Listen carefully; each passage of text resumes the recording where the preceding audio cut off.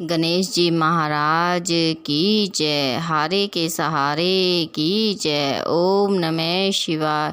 सियावर रामचंद्र की जय। आज हम रामायण के बालकांड में दोहा 33 से आगे पढ़ेंगे। इसमें तुलसीदास जी ने श्री रामचंद्र जी के चरित्र के गुणों का वर्णन किया है। राम अनंत अनंत गुण अमित कथा विस्तार। रामामित कथा विस्तार। सुनिया चरजुन मानिहई जिनके बिमल विचार। सियावर राम जय जय राम। एहि विधि सब संशय करि दूरी। सिर धरि गुर पद पंकज धूरी। पुनि सबहि बिनवऊँ कर जोरी। करत कथा जेहि लाग न खोरी। अर्थात इस प्रकार सब संदेहों को दूर करके और श्री गुरु जी के चरण कमलों की रज को सिर पर धारण करके मैं पुनः हाथ जोड़कर सबकी विनती करता हूँ, जिससे कथा की रचना में कोई दोष स्पर्श न करने पावे। सादर शिवहि नाई सब माथा। वर्णौ बिसद राम गुण गाथा। संबत 16 से 31 करऊँ कथा। हरि पद धरि सीसा। इसका अर्थ है, अब मैं आदरपूर्वक श्री शिव जी को सिर नवाकर श्री रामचंद्र जी के गुणों की निर्मल कथा कहता हूँ। श्री हरि के चरणों पर सिर रखकर संवत में इस कथा का आरंभ करता हूँ। नौमी भौम बार मधुमासा।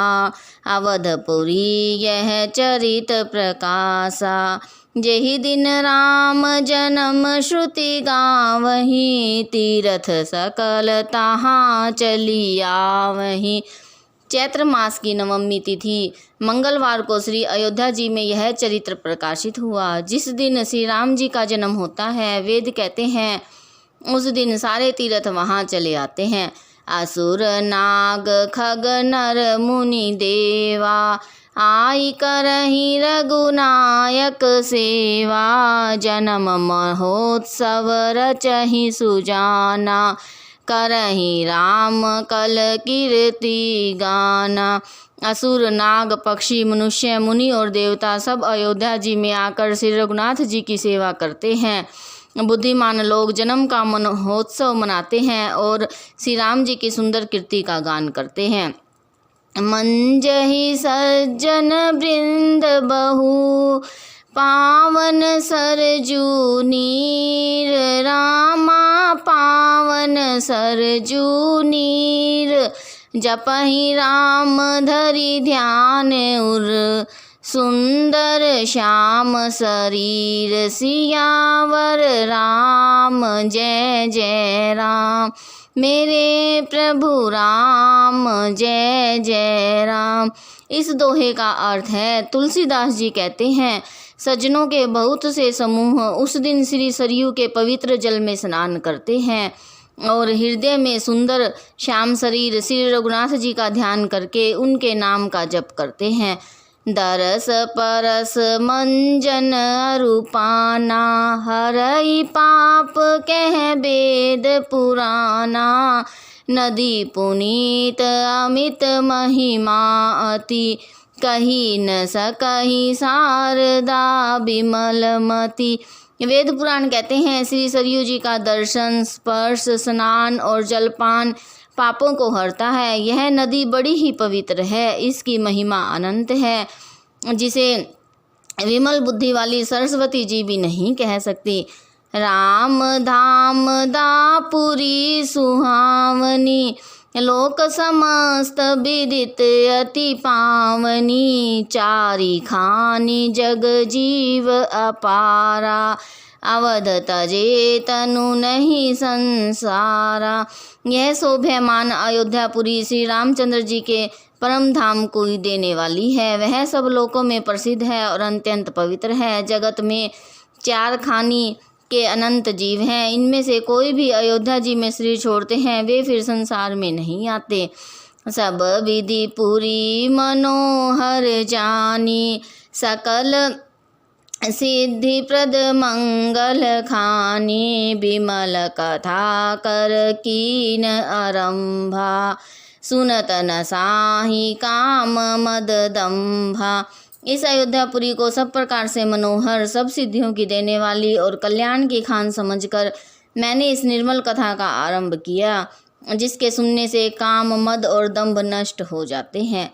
रामचरित मानस एहि नामा, सुनत श्रवण पाइय विश्रामा, मन करी विषय अनल बन जरई, होई सुखी जो एहि सर परहि।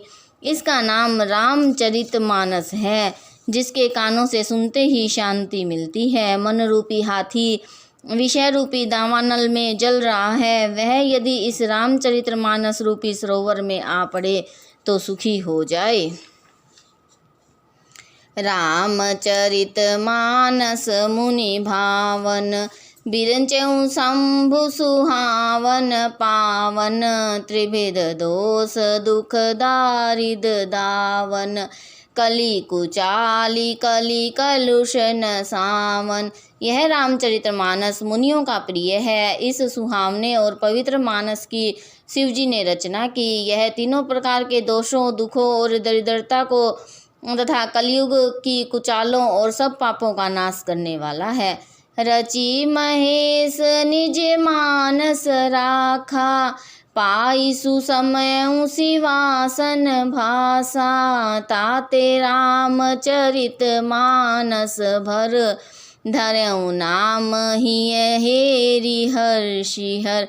श्री महादेव जी ने इसको रचकर अपने मन में रखा था और सुअवसर पाकर पार्वती जी से कहा। इसी से शिवजी ने इसको अपने हृदय में देखकर और प्रसन्न होकर इसका सुंदर रामचरित्र मानस नाम रखा। कहूँ कथा सोई सुखद सुहाई, सादर सुनहु सुजन मन लाई। मैं उसी सुख देने वाली सुहावनी राम कथा को कहता हूँ। हे सज्जनों, आदर पूर्वक मन लगाकर इसे सुनिए। जस मानस जेहि विधि भयऊ, जग प्रचार जेहि हेतु रामा, जग प्रचार जेहि हेतु। अब सोई कहूँ प्रसंग सब, सुमरि उमा वृष केतु, सियावर राम जय जय राम। मेरे प्रभु राम जय जय राम। श्री राम जय जय राम। श्री राम जय जय राम। बोलो सियावर रामचंद्र की।